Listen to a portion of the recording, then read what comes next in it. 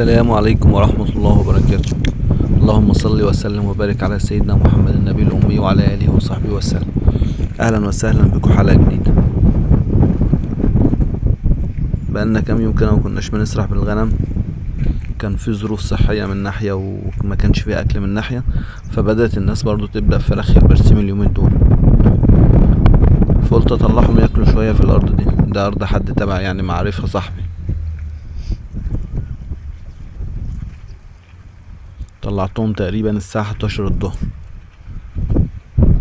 وقبل الساعة 11 ما حطيتش اكل في الحوش، ما حطيت لهمش اكل، يعني ده اول فطار ليهم، فعشان كده كانوا طالعين جعانين ويعني ايه، وكلوا بسرعة. تقريبا كانت 3 ساعات او كده كان بطنهم ما شاء الله اللهم صل على النبي، كانوا شبعانين خالص.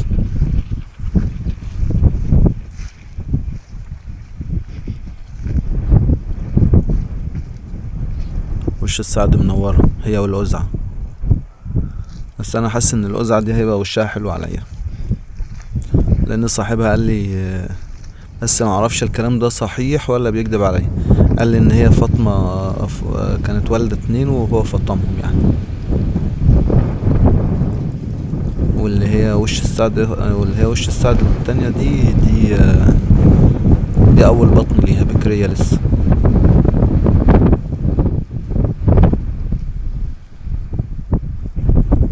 فربنا يطرح فيهم البركه، ربنا ييسر كده واوصل للعدد اللي انا عايزه، وبعد كده اتأجر مزرعه وانقل فيها.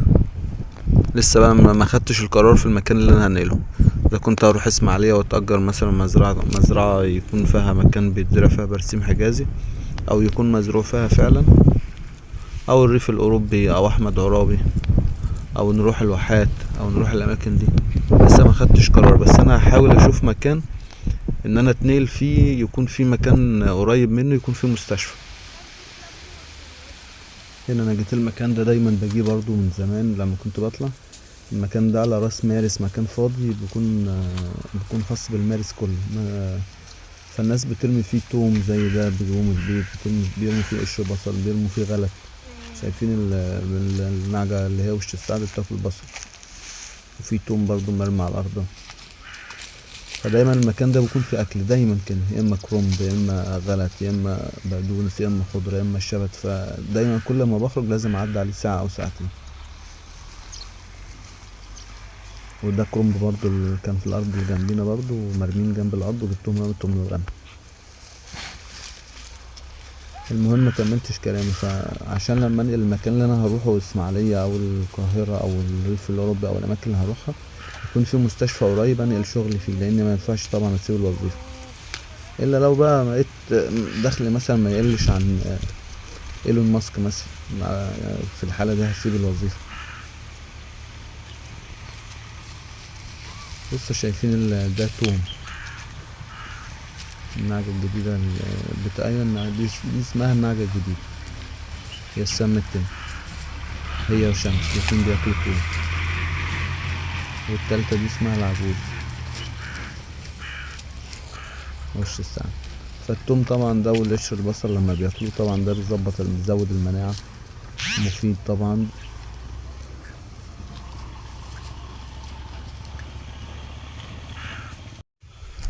لقيت شوية ورق كرنب، واحد منضفهم هعبهم هنا في الزكيبة واخدهم معايا وانا مروح الغنم اكلوه. وفي شوية الناحية التانية كده هناك اهو، اللي هم شايفين الشوية دول، هنروح نصورهم هناك.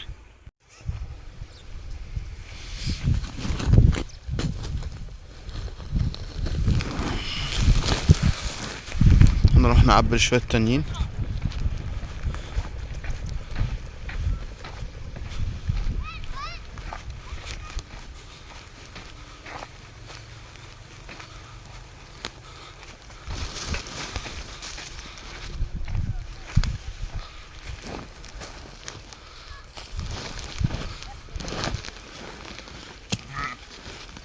حاسب يا بودة، بودة حاسب الغنم.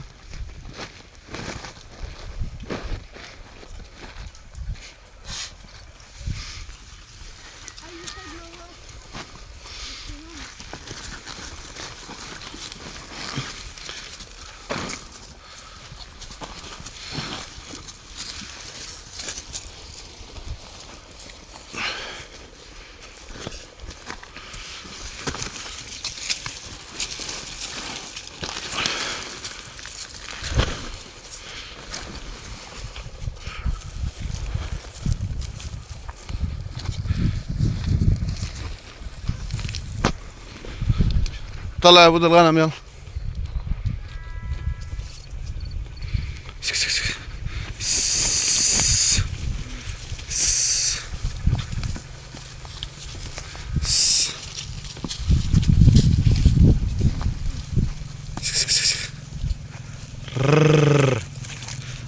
وياكلوا الغل وياكلوا الغل. خليهم ياكلوا بصل. يلا يلا يلا مشي مشي.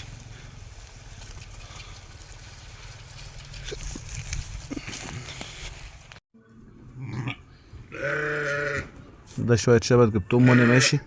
الشبت طويل، فالناس وهي بتربطه حزم كده الجزء اللي تحت ده بيتقص منه، فلقيت من ده ناس قالوا لي موجود منه شوية حلوين يعني، فجبتهم وانا جاي. الغنم بتحب الخضار ده اللي زي ده، الشبت والبدنس والكلام ده، فجبت شوية دول رميتهم طبعا مع ورق الكرنب اللي انا كنت جايبهم معايا.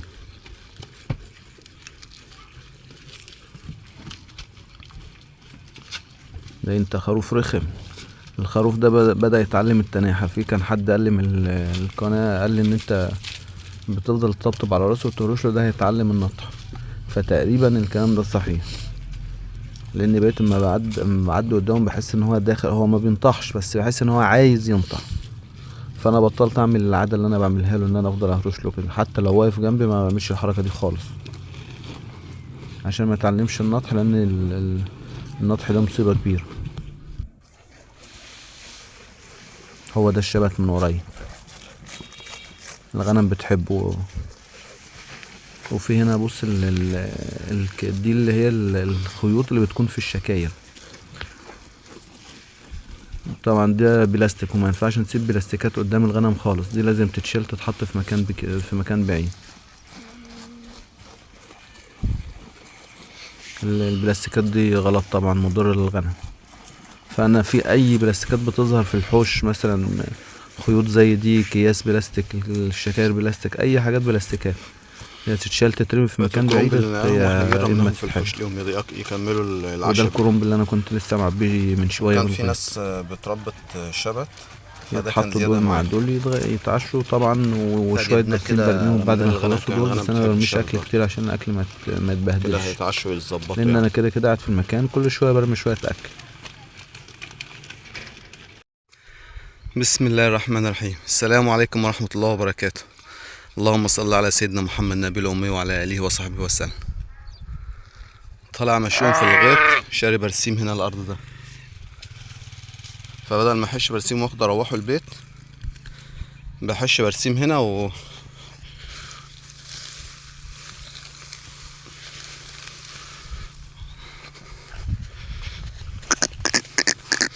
وارمي لهم هنا ياكلوا هما في الغيط.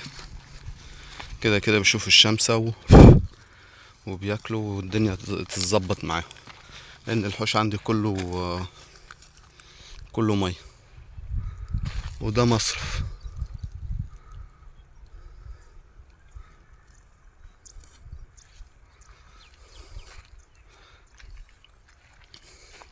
بس الأرض ما بتشربش من المصرف ده، بتشرب في الناحية التانية هنا ترعة، دي ترعة هي بتشرب منها. اشتريت جوانت جديد عشان ما تعورش، ده حلو عشان احافظ على ايدي.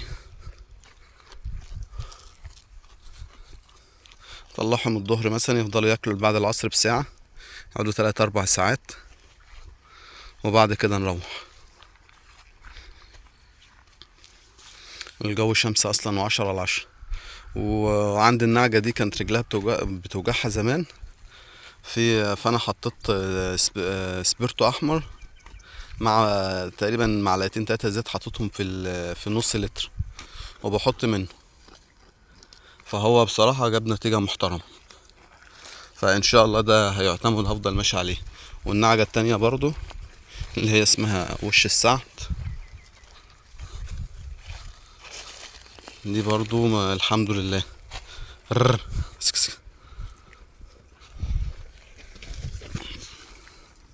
الحمد لله ما بقاش رجلها طابت يعني.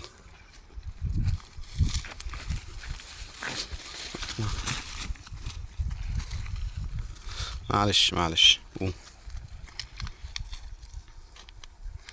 طول ما انا قاعد كده يخلصوا الكوم ارمي لهم كوم غيره، خلصوا الكوم ارمي لهم كوم غيره لعند لما الشبع يبان عليهم.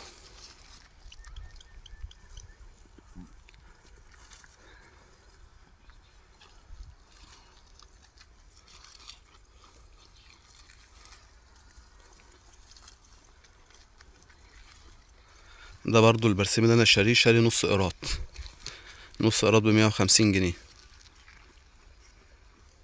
ب150 جنيه. فعشان هنا الطريق حلو، هي قريبة من البيت، فبطلع بالغنم واوقفهم في المكان ده. والسكة هنا كبيرة واسعة ومفيش حد بيمشي عليها، لا عربيات ولا عربيات الحماري ولا الكلام ده، فبكون واخد راحتي يعني. مفيش حد بعدي خالص بعربيات من هنا، قليل مثلا ممكن مرة واحدة في اليوم، مرتين بالكتير. اهي وش السعد، رجلها كويسة تمام خالص، مفيهاش اي مشكلة، بقت 10/10. اهي وش السعد منورة القطيع.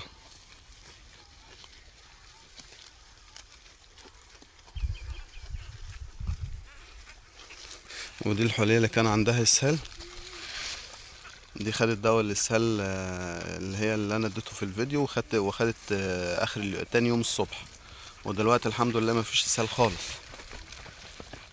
مفيش اسهال خالص، نشفت بقت ما شاء الله الحمد لله. وده اللي كان ضعيف شويه بقى دلوقتي ما شاء الله شد حلو، اتحسن خالص. برضه كان عنده اسهال برضه، وخد دواء اسهال، خد مرتين بس. تركيبة الاسهال اللي انا بديها دي المرة الاولى من اول مرة النتيجة بتبان، بدي تاني مرة وخلاص على كده. بالكتير خالص. الخروف الكبير راح فين؟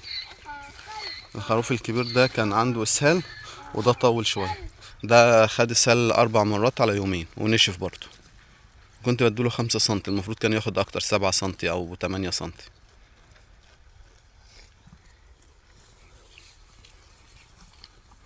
وان شاء الله هحسب الحلقة الجاية بقى، هحسب تكلفة الاكل اللي انا اشتريته من 3 شهور، العلف والكلام ده كل اللي انا صرفته في 3 شهور، ونحسب نشوف الراس بتصرف كام في اليوم او كام في الشهر. نحسب البرسيم الرقي اللي انا اشتريته، والبرسيم الحش ده اللي انا اشتريته، والعلف اللي انا اشتريته، ونشوف التكلفة كام.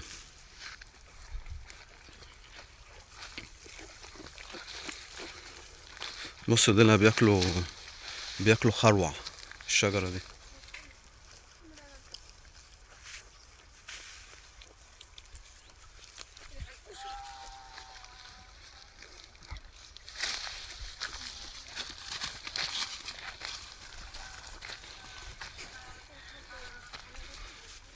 وكده كده وهم بياكلوا انا بحش برسيم بالزيادة. بعد كده اروحهم، بعد ما اروحهم اجيب الموتوسيكل وارجع واخد البرسيم احطه على الموتوسيكل اروحه، بحيث ان هم ياكلوا العصر او ياكلوا تاني يوم الصبح، فيبقى لازم يبقى في برسيم بزيادة في البيت يعني.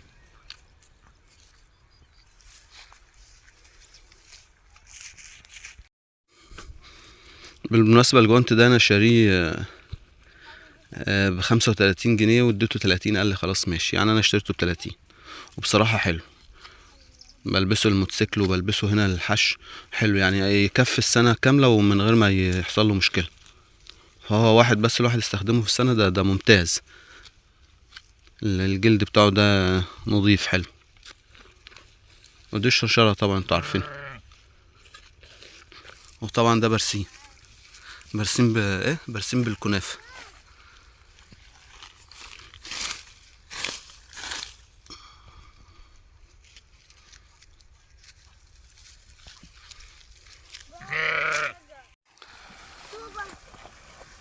هما بيحبوا الكنافة دي خالص. الحمول ده اسمه حمول يا جدعان، مش كنافة. ما بيحبوا ياكلوه خالص يعني. لو في حتة في البرسيم مرمية يسيبوا البرسيم وياكلوا دي الاول، لما تخلص ياكلوا البرسيم.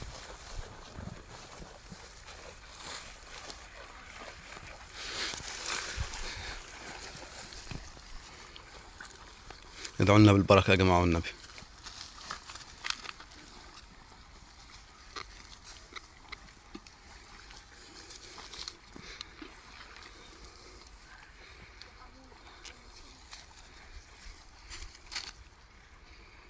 النهارده وانا ماشي بالخروف الصغير ده، فبعدي ميه يعني قناية ميه، وقع مني في الميه، بس انا مطلعتوش، هو اللي طلع لوحده.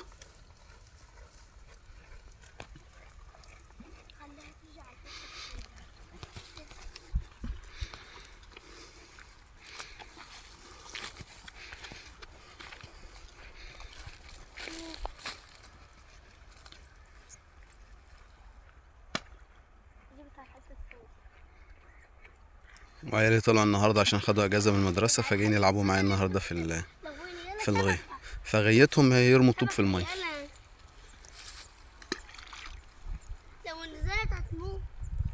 تخيلوا ان الميه دي فيها سمك، فيها قراميط.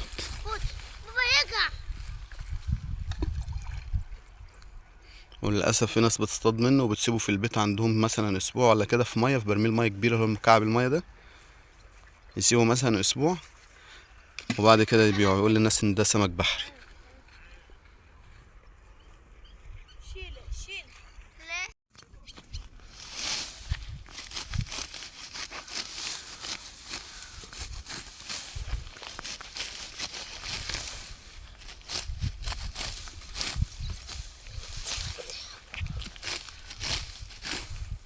ده البرسيم اللي فيه حمول، هحشه وارميه للغنم.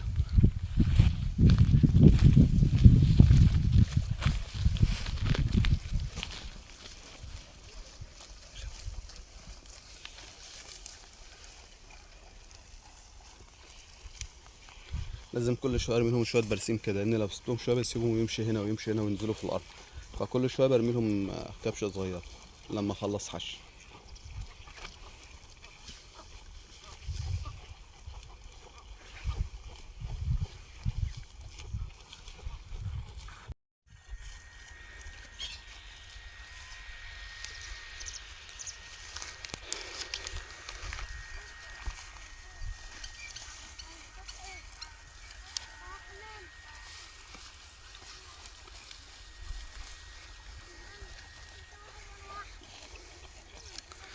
هما كده بسم الله ما شاء الله شبعوا يعني، بس لسه شويه، لسه تكه صغيره.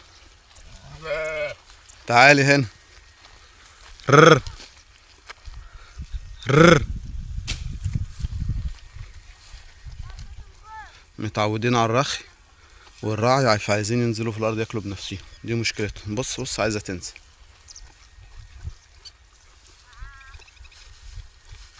ان شاء الله هنشتري لهم شبكه، تبقى شبكه خاصه بيا.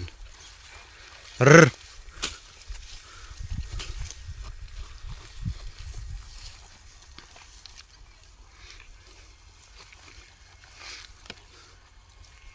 انا رحت اشتريت شويه حديد اللي هو السيخ 5 لينيا مشرشط ده، طوله 2 متر، بحيث ان هو ينزل في الارض ربع متر ويتفضل 2 متر الا ربع ارتفاعه، او 170 سنتي. الواحد اشتريت تقريبا 5 كبار و6 صغار. 6 دول اللي هو بيكون شداد، حبل بيتربط في السيخ من بره يشده لبره، ده بيكون شداد. اشتريتهم بكام؟ عاملين 630، وهما تقريبا كده اكتر من 6، يعني الواحد ممكن واقف ب90 جنيه 85 100 مثلا، ما يوصلش 100.